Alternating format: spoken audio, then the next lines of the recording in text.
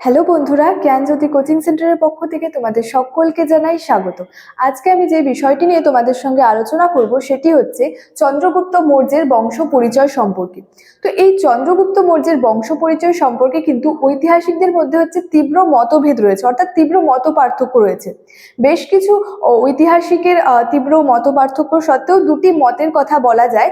একটি মত হলো যে চন্দ্রগুপ্ত মৌর্য ছিলেন হচ্ছে নিজ বংশজাত, এবং আরেকটি মত থেকে জানা যায় যে চন্দ্রগুপ্ত মৌর্য ছিলেন ক্ষত্রিয় বংশজাত। তো এই যে এই দুটি বংশজাতের কথা বললাম, এই দুটি বংশজাত সম্পর্কে আলোচনার আগে তোমাদেরকে একটু বলে দিতে চাই, তোমরা যারা আমাদের কোচিং সেন্টারে এখনো যুক্ত হওনি কিংবা যুক্ত হতে চাইছো, তারা উপরে দুটি নাম্বার দেখতে পাচ্ছ, 6295916282 এবং 7076398606। এই দুটি নাম্বারের মধ্যে কিন্তু যে কোনো একটি নাম্বারে যোগাযোগ করে আমাদের সঙ্গে যুক্ত হয়ে যেতে পারো। তাহলে দেরি না করে টপিক সম্পর্কে কিন্তু আলোচনা শুরু করছি।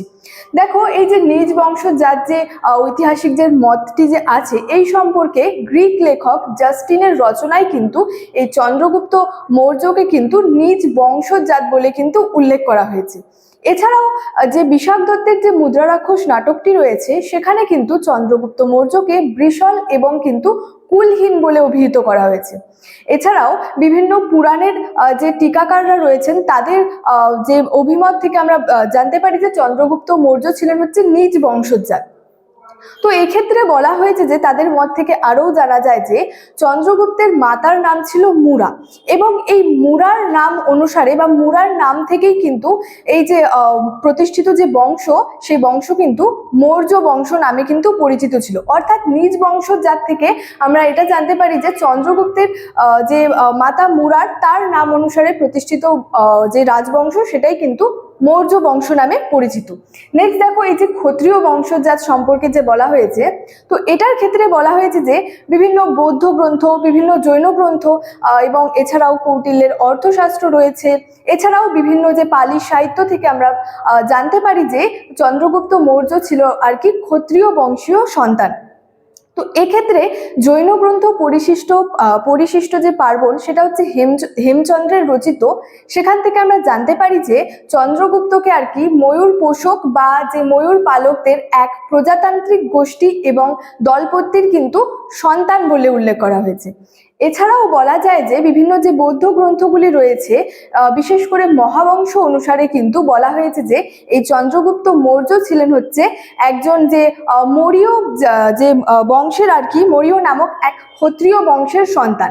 তো এই যে মৌর্য নামক যে ক্ষত্রিয় বংশের সন্তান ছিলেন, তো এই মৌর্য নাম থেকেই আর কি যে তার প্রতিষ্ঠিত যে বংশ, সেটা কিন্তু মৌর্য বংশ নামে পরিচিত। এছাড়াও বিভিন্ন ঐতিহাসিক এই সম্পর্কে কিন্তু আরো বিভিন্ন মত দিয়েছেন। তাহলে প্রথম যে মতটি, সেটি হচ্ছে যে নিজ বংশজাত সম্পর্কে, এবং এই নিজ বংশজাত মতটি থেকে আমরা জানতে পারি যে মানে চন্দ্রগুপ্তের যে মাতা মুরাদ, তার নাম অনুসারেই যে প্রতিষ্ঠিত বংশ, সেটা মৌর্য বংশ নামে পরিচিত। এবং এই যে ক্ষত্রিয় বংশের জাত সম্পর্কে, এটা থেকে আমরা জানতে পারি যে চন্দ্রগুপ্ত মৌর্য ছিলেন মৌর্য বংশের মানে মৌর্য নামক বংশের ক্ষত্রিয় সন্তান। তো সেখান থেকে আমরা জানতে পারি যে এই মৌর্য থেকেই আর কি যে প্রতিষ্ঠিত রাজবংশ, সেটা কিন্তু মৌর্য বংশ নামে পরিচিত। তো এই ছিল আজকে আমার আলোচনার বিষয়। ভিডিওটি ভালো লাগলে অবশ্যই লাইক, কমেন্ট এবং বন্ধুদের সঙ্গে শেয়ার করে দিবে। দেখা হচ্ছে তোমাদের সঙ্গে পরবর্তী ভিডিওতে। ততক্ষণের জন্য ভালো থেকো, সুস্থ থেকো। Thank you so much. Thanks for watching.